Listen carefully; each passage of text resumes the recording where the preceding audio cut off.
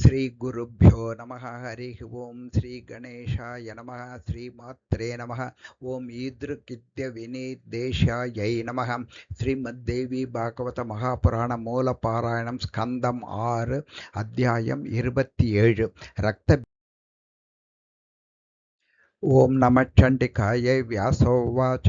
ಹತೌ ತೌ ದಾನವೌ ದೃष्ट्वा ಹತಶೇಷಾಶ್ಚ ಸೈನಿಕಾಃ ಪಲಾಯನಂ ತತಃ ಕೃತ್ವಾ ಜಗ್ಮುಃ ಸರ್ವೇ ನೃಪಂ ಪ್ರತಿ ಭಿನ್ನಾಂಗಾಭಿಷಿಕೈಃ ಕೇಚಿತ್ ಚಿನ್ನಕರಾಸ್ತಥಾ ರುಧಿರಸ್ರಾವದೇಹಾಶ್ಚ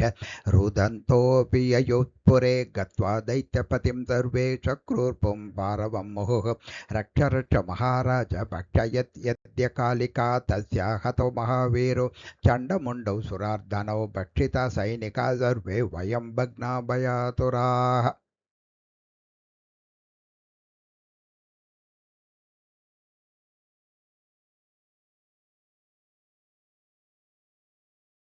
भीतितञ्चरणस्थानं कृतं कालिकया प्रभो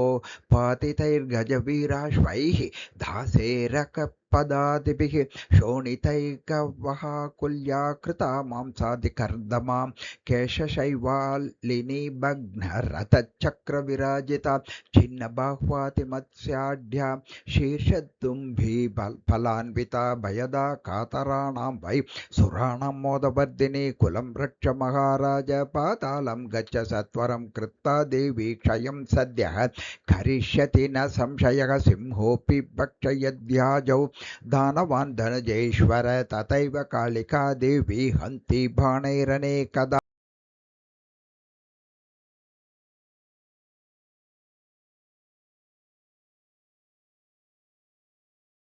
किं करिष्यति नार्येषा क्रूरा कुलविनाशिनी यस्या हेतोर्महाराज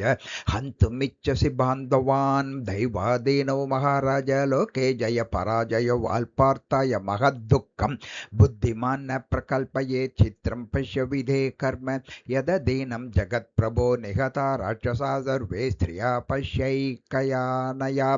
जेता त्वं लोकपालानां सैन्ययुक् तो हि साम्प्रतम् एका प्रार्थयते बाला युद्धायेति सुसम्भ्रमः पुरा त्वया तपस्तप्तं पुष्करे देवदायने वरदानाय सम्प्राप्तो ब्रह्मालोकपितामहः चारोक्तोस्त्वयम्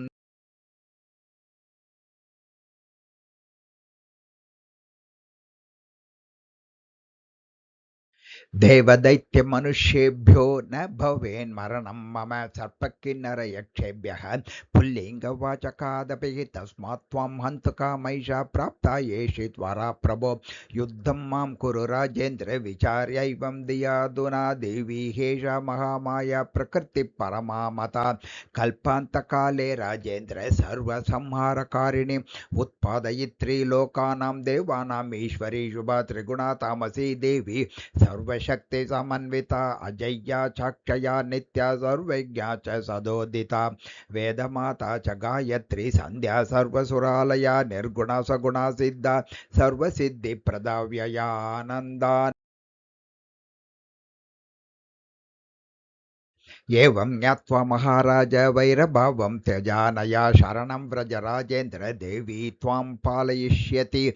आज्ञाकरो भवै तस्याः सञ्जीवय निजं कुलं हतशेषाश्च ये दैत्यास्ते भवन्तु शिरायुषः. व्यासोवाच इति तेषां वच श्रुत्वा शुम्भसूरफलार्धनः उवाच वचनं दत्यं सुवीरवर्यगुणान्वितं शुम्भोवाच मौनं कुर्वन्तु भो मन्दा यूयं भग्नारणाजिरा शीघ्रं गच्छत पातालं जीविताशा पलीयसि दैवादीनं जगत्सर्वं का चिन्तात्र जये मम देवा तथैव ब्रह्माद्या दैवादीना वयं यथा ब्रह्मा विष्णुश्च रुद्रो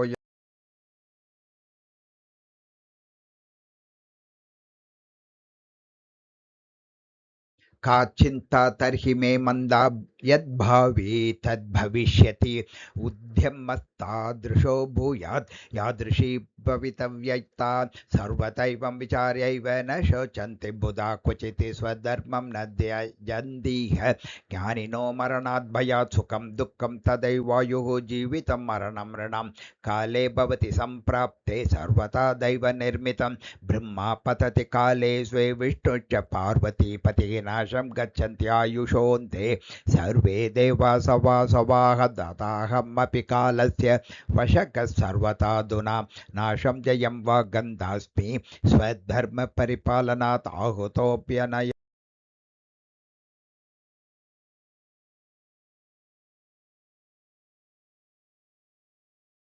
करिष्याम्यद्य संग्रामं यद्भावि तद्भवद्विह जयो वा मरणं वापि स्वीकरोमि यथा तथा दैवमित्येति विद्वांसो वदन्त्यद्युद्यमवादिनः युक्तियुक्तं वचस्तेषां ये जानन्त्यपि भाषितम् उद्यमेन विना कामं न सिद्ध्यन्ति मनोरथाः कातरा एव जल्पन्ति यद्भाव्यं तद्भविष्यति अदृष्टं बलवन्मूढाः प्रवदन्ति न पंडिताः प्रमाणं तस्य सद्वे किमदृश्यं दृश्यते कथम् अदृष्टं क्वापि दृष्टं स्याद्देशा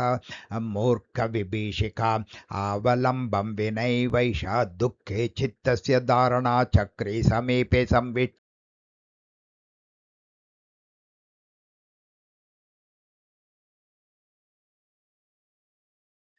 उद्यमे च कृते कार्यं सिद्धिं यात्येव सर्वथा कदाचित् तस्य न्यूनत्वे कार्यं नैव भवेदपि देशं कालं च विज्ञाय स्वबलं सदृशं बलं कृतं कार्यं भवेत्येव बृहस्पतिवचो यथा व्यासोवाच इति निश्चित्य दैत्येन्द्रो रक्तबीजं महासुरं प्रेषयामास संग्रामे सैन्येन महतावृतं शुम्भोवाच रक्तबीजमहाबाहो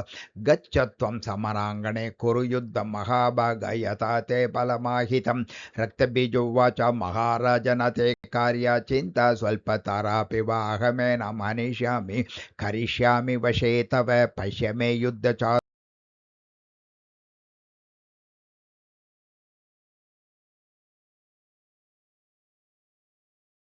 व्यासोवाच इत्याभाष्य कुरु श्रेष्ठ रक्तबीजो महासुरः जगामरथमारुह्य स्वसैन्यपरिवारितः हस्त्यश्वरथपादाद वृन्दैश्च परिवेष्टितः निर्जगामरथारूढो देवीं शैलोपरिस्थितां तमागतं समालोक्य देवी शङ्गमवादयत् भयतं सर्वदैत्यानां देवानां मोदवर्धनं श्रुत्वा शङ्खस्वनं चोग्रं रक्तबीजोऽतिवेगवान् गत्वा समीपे चामुण्डां बभाषे वचनं मृद रक्तबीजोवाच बाले किं मां भीषयसि मत्वा त्वं कातरं किल शङ्खनादेन तन्वङ्गिं वेत्सि किं धूम्रलोचनं रक्तबीजोऽस्मि नाम्नाहं त्वत्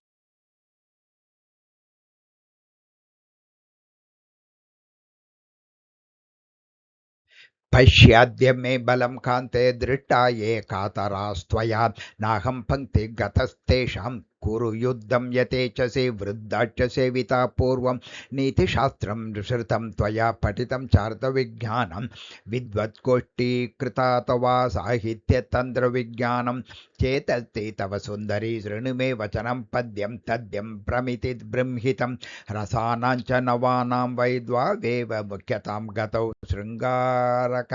शान्तिरसो विद्वज्जनसपाशु च तयो शृङ्गार एवादौ नृपभावे प्रतिष्ठितः विष्णुलक्ष्म्या सहास्ते वै सावित्र्या चतुराननः शक्यद्रशैल